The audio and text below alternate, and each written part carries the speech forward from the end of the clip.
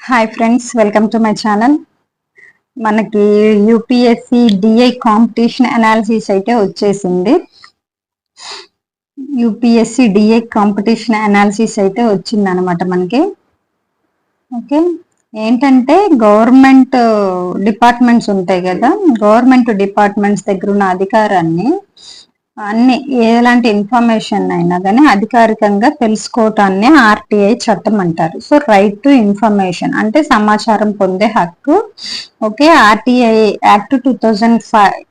Okay, RTI act 2005 ద్వారా government departments దగ్గర ఉన్న సమాచారాన్ని పీపుల్ అనే వాళ్ళు అడిగి తెలుసుకోవచ్చు. సో మనకి ఆర్టీఐ ద్వారా వచ్చిన ఇన్ఫర్మేషన్ ఏంటంటే, కాంపిటీషన్ మన ఫార్మసీ డ్రగ్ ఇన్స్పెక్టర్ వాళ్ళకి ఎలా ఉందంటే, యూపీఎస్సీ డిఐకి టోటల్ గా వచ్చేసి యూపీఎస్సీ డిఐకి 186 పోస్ట్ ఉన్నాయి. ఇది అందరికి మనకు తెలుసు, మనం అప్లై చేస్తున్నాము అండ్ మీరందరూ అప్లై చేస్తున్నారు. 186 పోస్టులకు గాను 1 lakh అప్లికెంట్స్ వచ్చాయి. 1 lakh అప్లికెంట్స్ అప్లై చేశారు. 1 lakh అప్లికేషన్స్ వచ్చాయి. 1 lakh అప్లికేషన్స్ లో ఏం జరిగిందంటే, ఏజ్ క్రైటీరియాని బేస్ చేసుకొని కానీ, అప్లై చేసే విధానం రాక కానీ, సో రిజెక్ట్ అయిన అప్లికేషన్స్ 11,000 వరకు రిజెక్ట్ అయిపోయాయి. ఇంచుమించు 11,000 వరకు 1 lakh లోంచి రిజెక్ట్ అయిపోయాయి. సో టోటల్ ఇప్పుడు ఆర్టీఐ ఇన్ఫర్మేషన్ ద్వారా 186 పోస్టులకి టోటల్ గా ఉన్న అప్లికేషన్స్ 89,389 అనమాట. ఓకే, 186 పోస్టులకి 89,000 మంది ఇప్పుడు కాంపిటీషన్ లో ఉన్నారనమాట. ఓకే, ఇక్కడ చూసుకుంటే అప్పుడు మనకి ఎంతమంది ఉన్నారంటే, ఒక్క పోస్ట్ కి 480 అంతే, ఇంచుమించు 480. ఓకే, 480 మెంబర్స్ వరకు ఒక పోస్ట్ కి కాంపిటీషన్ గా ఉన్నారనమాట. అండ్ ఇక్కడ ఏంటంటే, మనం ఇదే చూసి ఇక్కడ అస్సలు డిసప్పాయింట్ అవ్వద్దు. కేటగిరీ వైజ్ గా కూడా చెప్తాను మీకు. కేటగిరీ వైజ్ గా చూసుకుంటే కూడా కొంచెం కొన్ని కేటగిరీస్ కి కాంపిటీషన్ ఎక్కువ ఉంది, కొన్ని కేటగిరీస్ కి కాంపిటీషన్ తక్కువ ఉంది అనమాట. ఫర్ ఎగ్జాంపుల్, ఇప్పుడు ఎవరైతే అన్రిజర్వ్డ్ కింద అప్లై చేసి ఉన్నారో, అన్రిజర్వ్డ్ కింద అప్లై చేసిన వాళ్ళు ఎంతమంది ఉన్నారంటే 32,668 మెంబర్స్ ఉన్నారు అన్రిజర్వ్డ్ కింద అప్లై చేసిన వాళ్ళు. కానీ వాళ్ళకి మనకి యూపీఎస్సీ డిఏ ఇచ్చిన నోటిఫికేషన్ లోని ఎన్ని వేకెన్సీస్ ఉన్నాయి, వాళ్ళకి ఎన్ని వేకెన్సీస్ ఉన్నాయంటే 55 వేకెన్సీస్ ఉన్నాయి. ఓకే, 55 వేకెన్సీస్ గాను వాళ్ళు అప్లై చేసినంత వాళ్ళు ఎంతమంది ఉన్నారు, 32,668 మెంబర్స్ ఉన్నారు. అండ్ అంటే ఒక్క పోస్ట్ కి ఎంతమంది ఉన్నారంటే 594 పీపుల్ ఒక పోస్ట్ కి పోటీ పడుతున్నారు అనమాట. 594 మంది ఒక పోస్ట్ గాను పోటీ పడుతున్నారు అనమాట. And here the competition level కొంచెం ఎక్కువ ఉందని చెప్పుకోవాలి, హై ఉందని చెప్పుకోవాలి. ఓకే, నెక్స్ట్ ఓబీసీ వాళ్ళు. ఓబీసీ వాళ్ళు నేను చెప్తాను, మీ కేటగిరీ వైజ్ గా చూసుకోండి కాంపిటీషన్ లెవెల్. అండ్ ఓబీసీ వాళ్ళకి ఎంతమంది అప్లై చేశారంటే 32,000, సేమ్ 32,689. అందరికంటే ఎక్కువ కాంపిటీషన్ ఓబీసీలోనే ఉంది. సో ఓబీసీ వాళ్ళు ఏంటంటే 32,689 అప్లికేషన్స్ వచ్చాయి. ఓకే, అండ్ హియర్ వాళ్ళకున్న పోస్టులు ఎన్ని, 39 వేకెన్సీస్ ఉన్నాయి. 39 వేకెన్సీస్ ఉన్నాయి అనమాట. అంటే ఇక్కడ ఒక్క పోస్ట్ కి ఎంతమంది పోటీ పడుతున్నారంటే 838 మెంబర్స్ ఒక్క పోస్ట్ కి పోటీ పడుతున్నారు అనమాట, ఓబీసీ కేటగిరీ వాళ్ళు. అండ్ హియర్ కాంపిటీషన్ వచ్చేసి హై కాంపిటీషన్ ఉంది. ఓకే, హియర్ హై కాంపిటీషన్ ఉంది. ఓకే, నెక్స్ట్ వచ్చేసి ఎస్సీ కేటగిరీ. ఎస్సీ కేటగిరీలోని అప్లికేషన్స్ ఎన్ని వచ్చాయంటే 14,554 వచ్చాయి. అప్లికేషన్స్ 14,554 వచ్చాయి. వాళ్ళకున్న వేకెన్సీస్ ఎన్ని, 35 వేకెన్సీస్. కాంపిటీషన్ ఎలా ఉందంటే, ఒక్క పోస్ట్ గాను 416 మంది పోటీ పడుతున్నారు ఒక పోస్ట్ కి. అండ్ కాంపిటీషన్ వచ్చేసి మీడియం లెవెల్లో ఉందన్నమాట, ఏమీ ఎక్కువేం కాదు, మీడియం లెవెల్లో ఉంది.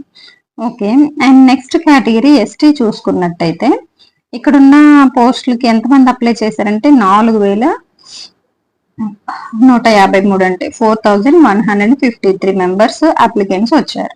అండ్ వాళ్ళకున్న పోస్టులన్నీ 16 పోస్ట్. 16 పోస్ట్ ఉన్నాయన్నమాట. అంటే ఒక్క పోస్ట్ కి ఎంతమంది పోటీ పడుతున్నారంటే 260 మెంబర్స్. అండ్ ఇక్కడ కాంపిటీషన్ చెప్పాలంటే లో కాంపిటీషన్ అన్నమాట, తక్కువే ఉంది కాంపిటీషన్. ఓకే, సో ఎస్టీ కేటగిరీకి కొంచెం కాంపిటీషన్ లోనే ఉంది. నెక్స్ట్ కేటగిరీ వచ్చేసి ఈడబ్ల్యూఎస్ చూద్దాము. ఈడబ్ల్యూఎస్ వాళ్ళు ఎంతమంది అప్లై చేశారంటే 5323 పీపుల్ అప్లై చేశారు. వాళ్ళకున్న పోస్టులు వచ్చేసి ఎక్కువ వీళ్ళకి ఉన్నాయి. అంటే అన్రిజర్వ్ లో 55 ఉన్నాయి, ఈడబ్ల్యూఎస్ లోనే 41 వేకెన్సీస్ ఉన్నాయి. అండ్ ఇక్కడ కాంపిటీషన్ చెప్పాలంటే చాలా తక్కువే ఉంది, లో కాంపిటీషన్. అండ్ ఒక పోస్ట్ కి ఎంతమంది ఉన్నారంటే 130 ఉన్నారు. ఒక పోస్ట్ గాను 130 మెంబర్స్ ట్రై చేస్తున్నారు. అండ్ నెక్స్ట్ వచ్చేసి పిహెచ్డి. ఓకే, పిహెచ్డి వాళ్ళకి ఎన్ని అప్లికేషన్స్ వచ్చాయంటే టోటల్ గా 818 అప్లికేషన్స్ వచ్చాయి. వాళ్ళకున్న పోస్టులు ఎన్ని? 8 పోస్టులు ఉన్నాయి. ఒక పోస్ట్ కాను 102 పీపుల్ పోటీ పడుతున్నారు ఒక పోస్ట్ కాను. అయితే ఇక్కడ కాంపిటీషన్ లెవెల్ వచ్చేసి లో అన్నమాట. ఓకేనా, మీ కేటగిరీ వైజ్ గా చూసుకోండి, కాంపిటీషన్ లెవెల్ చూసుకోండి. దీన్ని చూసి మాత్రం ఎంత మాత్రం మీరు నిరుత్సాహపడొద్దు, అస్సలు డిసప్పాయింట్ అవ్వద్దు. మీరు డైలీ మీ కన్సిస్టెన్సీ ప్రిపరేషన్ మీదే ఉండాలి. ఓకే, ఎంత ఎలా ప్రిపేర్ అవుతున్నాం అన్న దాని మీదే ఉండాలి. ప్రిపరేషన్ కి బ్రేక్ ఇవ్వద్దు అనమాట. ఓకే, ఇది చూసి అసలు కంగారు పడకండి. చూసుకోండి ఏ కేటగిరీకి ఎన్ని ఉన్నాయి. ఇందులో అప్లికేషన్స్ 11,000 వరకు రిజెక్ట్ అయ్యని చెప్పాను కదా. 11,000 రిజెక్ట్ అవడానికి కారణం ఏంటంటే ఒకటి కొన్ని ఏజ్ ఫ్యాక్టర్స్ మీద బేస్ చేసుకొని కొన్ని అప్లికేషన్ చేయటం రాలేదు. చాలా మందికి కూడాను యూపీఎస్సీడీఐకి అప్లికేషన్ చేయటం రాక అప్లికేషన్స్ రిజెక్ట్ అయ్యాయి అనమాట. కేవలం అప్లికేషన్ చేయటం రాక, డాక్యుమెంట్స్ సరిగా లేక, స్పెల్లింగ్ మిస్టేక్స్ ఉంది. ఓకే, అలా చేయటం వల్ల ఇవి రిజెక్ట్ అయ్యాయి అనమాట. ఇక్కడ ఏంటంటే అప్లికేషన్ సబ్మిట్ చేసిన ప్రతి ఒక్కరు సీరియస్ గా ఎగ్జామ్ కి ప్రిపేర్ అవ్వరు. గుర్తుపెట్టుకోండి, ఫస్ట్ అప్లికేషన్ చేసిన వాళ్ళు ప్రతి ఒక్కరు ఎగ్జామ్ కి సీరియస్ గా ప్రిపేర్ అవ్వరు. ఓకే, నెక్స్ట్ ఏంటంటే ఇంకొంతమంది ఎగ్జామ్ కి అటెండ్ కాకపోవచ్చు. ఓకే, అసలు కొంతమంది ఎలాంటి ప్రిపరేషన్ లేకుండా రాస్తారు. ప్రిపరేషన్ లేకుండా రాసే వాళ్ళు కొంతమంది, ఇంకొంతమంది ఎలా ఉంటారంటే సిలబస్ కంప్లీట్ గా చదవని వాళ్ళు కూడా ఉంటారు. ఓకే, ఇప్పుడే ఈ నెంబర్ చూసేసి మీరు నేను సెలెక్ట్ అవ్వను అని చెప్పేసి మీరు మాత్రం ఇప్పుడే డిసైడ్ అయిపోమాకండి. ఓకే, ఇన్స్టెడ్ ఆఫ్ దట్ మనం ఏం చేయాలంటే కాంపిటీషన్ గురించి ఆలోచించటం కంటే నేను ఇంకెలా చదవాలి అన్న దాని మీదే మీరు ఫోకస్ పెట్టండి. కాంపిటీషన్ గురించి ఆలోచించకుండా ప్రిపరేషన్ మీద ఫోకస్ పెట్టండి. ఓకే, ప్రిపరేషన్ మీద ఫోకస్ పెట్టండి. కాంపిటీషన్ గురించి అసలు మీరు ఏమాత్రం వరీ అవ్వకుండా ఇదంతా పక్కన పెట్టేసి ఇది ఒక అనాలిసిస్ కోసం చెప్పాను. ఇలా చెప్పడం వల్ల ఏంటంటే ఇక మీదటైనా సరే ఇన్ని రోజులు నిర్లక్ష్యంగా ఉన్నా ఇక మీదట సీరియస్ గా చదువుతారని చెప్పేసి నేను ఈ వీడియో చేస్తున్నాను. ఇక్కడ ఏంటంటే మీరు చేయాల్సింది ఇక మీదట ఏంటంటే సిలబస్ ఒకటి మన కోర్ ఫార్మసీ సబ్జెక్ట్స్ చదివేసుకొని ఉండాలన్నమాట. Like pharmaceutics, pharmacology, medicinal chemistry, analysis కానీ, బ్లడ్ ప్రొడక్ట్స్ కానీ, వ్యాక్సిన్స్, సెరా, ఇవన్నీ కూడా జూరిస్ప్రుడెన్స్ ఇవన్నీ చదువుకొని ఉండాలన్నమాట సిలబస్. ఓకే, నెక్స్ట్ చేయాల్సింది అంటే సిలబస్ చదువుకుని నెక్స్ట్ ప్రీవియస్ ఇయర్ క్వశ్చన్స్ చేయాలి. అండ్ ఇంపార్టెంట్ కాన్సెప్ట్స్ ఎక్కడైతే ఏ ఏరియాలో అయితే ప్రతి సంవత్సరం అడుగుతున్నారో ఆ ఇంపార్టెంట్ కాన్సెప్ట్స్ అన్ని మన ఫార్మసీ సబ్జెక్ట్స్ నుంచి నేర్చుకోవాల్సి ఉంటుంది. Next jurisprudence, pharmacology, pharmaceutics, analysis, medicinal chemistry ఇవన్నీ కూడా ఒక సిస్టమాటిక్ వేలో ప్రిపేర్ అవ్వాలి. ప్రతిరోజు ఒక టాపిక్ చదవాలి. ఒక టాపిక్ చదివేసి ఎంసీక్యూస్ చేసుకోవాలి. ఓకే, మాక్ టెస్ట్లు రాయాలి. ఎంసీక్యూస్ చేస్తున్నప్పుడు కూడా కంగారు పడకండి. ఎందుకంటే ఒకవేళ మిస్టేక్ అయిపోయింది అనుకోండి, నెక్స్ట్ కరెక్ట్ గా చేస్తాం. మిస్టేక్ చేస్తే ఆన్సర్ లైఫ్ లాంగ్ గుర్తుంటది. కరెక్ట్ గా చేసామంటే ఏంటంటే మనకి కాన్ఫిడెన్స్ లెవెల్ అనేది పెరుగుతుంది అనమాట. ఓకే, మీ టార్గెట్ ఏంటంటే మీ ప్రిపరేషన్ నెక్స్ట్ లెవెల్ కి తీసుకెళ్ళటమే. ఇప్పుడు ఈ కాంపిటీషన్ అనాలిసిస్ చూసారు, మీరు వెంటనే ఇమీడియట్ గా చేయాల్సింది ఈ నెంబర్ చూసే నాకు రాదు అన్న మాట తీసేసి మీ ప్రిపరేషన్ ని నెక్స్ట్ లెవెల్ కి తీసుకెళ్ళండి. కాంపిటీషన్ ఎంత ఉన్నా కానీ వేకెన్సీస్ లిమిటెడ్. అందులో మీ పొజిషన్ రావాలంటే కన్సిస్టెంట్ ప్రిపరేషన్ ఉండాలి, స్మార్ట్ రివిజన్ ఉండాలి, ఎంసీక్యూ ప్రాక్టీస్ చేయడం చాలా ఇంపార్టెంట్. ఓకే, నేను మీకు డైలీ కాన్సెప్ట్స్ ఈజీగా ఎక్స్ప్లెయిన్ చేస్తున్నాను. ఎగ్జామ్ పాయింట్ ఆఫ్ వ్యూలో ఇంపార్టెంట్ టాపిక్స్ చెప్తున్నాను. లాస్ట్ ఇయర్ ఏమేం క్వశ్చన్స్ అడిగారో చెప్తున్నాను. ఎంసీక్యూస్ కూడా ఇస్తానన్నాను. ఇలా రివిజన్ చేసుకోండి, సరిపోతుంది. ఓకే, మన ఛానల్లో ఉన్న క్లాసెస్ చాలా యూజ్ అవుతాయి, అవి సరిపోతాయి మీకు. ఓకే, అలాగే ఛానల్ని అందరికీ షేర్ చేయండి. కాంపిటీషన్ చూసైతే అస్సలు భయపడకుండా ప్రిపరేషన్తోనే కాంపిటీషన్ మనం బీట్ చేయొచ్చు అనమాట. ఓకే, మీ ప్రిపరేషన్, మీ కన్సిస్టెన్సీ, మీ హార్డ్ వర్క్ ఇవే మీ రిజల్ట్ ని డిసైడ్ చేస్తాయి. ఇంకొక ఇంపార్టెంట్ పాయింట్ ఏంటంటే బిఫోర్ ఎగ్జామ్ డేట్ వచ్చాక మనకి బిఫోర్ ఎగ్జామ్ నేను కొన్ని పాయింట్స్ చెప్తాను మీకు.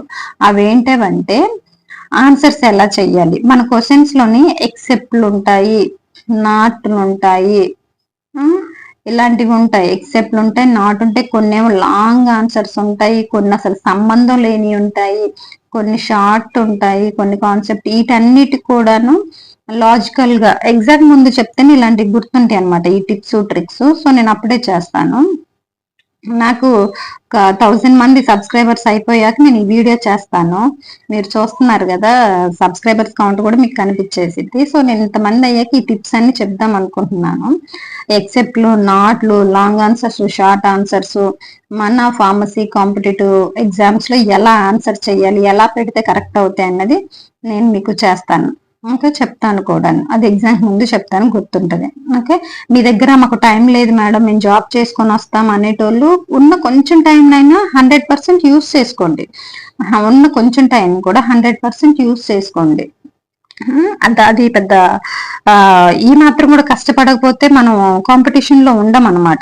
రోజు ఒక టాపిక్ చదవటం, ఎంసీక్యూస్ చేయటం. ఓకే, ఇలా ఈ మాత్రం చేయకపోతే మనం కాంపిటీషన్ లోనే లేనట్టు. ఓకే, కాన్ఫిడెన్స్ తగ్గితే మాత్రం ఏదన్నా మిమ్మల్ని మీరే మోటివేట్ చేసుకోండి. మీకు జాబ్ ఎంత అవసరమో మీ పరిస్థితే మీకు చెప్పిద్ది. నాకు జాబ్ కావాలి అని మీరు ఏ కసిగా చదువుతున్నారో కాన్ఫిడెన్స్ తగ్గినప్పుడు ఒక్కసారి గుర్తు చేసుకోండి, నీకు ఎందుకు జాబ్ కావాలి. Just believe in yourself and trust your preparation. Stay consistent. Okay, your hard work will never be wasted అనమాట. Your hard work will never be wasted. And next మనకి ఈఎస్ఐసి పోస్ట్ ఫార్మసిస్టులు ఉన్నాయి, next వచ్చేసి RRB ఫార్మసిస్టులు ఉన్నాయి, next state డిఐలు ఉన్నాయి. మనం చదువుకున్న hard work, మనం చదువుకునే మనం చేసిన హార్డ్ వర్క్ కానీ it will never be wasted అనమాట. ఓకే, మీరేం చేయాలంటే అసలు రిజల్ట్ వచ్చినప్పుడు కానీ దానికి ముందు కానీ ప్రిపరేషన్ లో కానీ ఎప్పుడు డిసప్పాయింట్ అవ్వకుండా నేను ప్రయత్నించాను, దీనికోసం చివరి వరకు పోరాడాను అని చెప్పేలా ఉండాలి మీ ప్రిపరేషన్ అనమాట. ఓకే, వీడియో నచ్చినట్టయితే లైక్ చేయండి, షేర్ చేయండి, సబ్స్క్రైబ్ చేయండి. ఇలాంటిది మరిన్ని ఇన్ఫర్మేషన్స్ ఏం వచ్చినా కానీ నేను మీకు వెంటనే చెప్తాను అనమాట. Okay, thank you.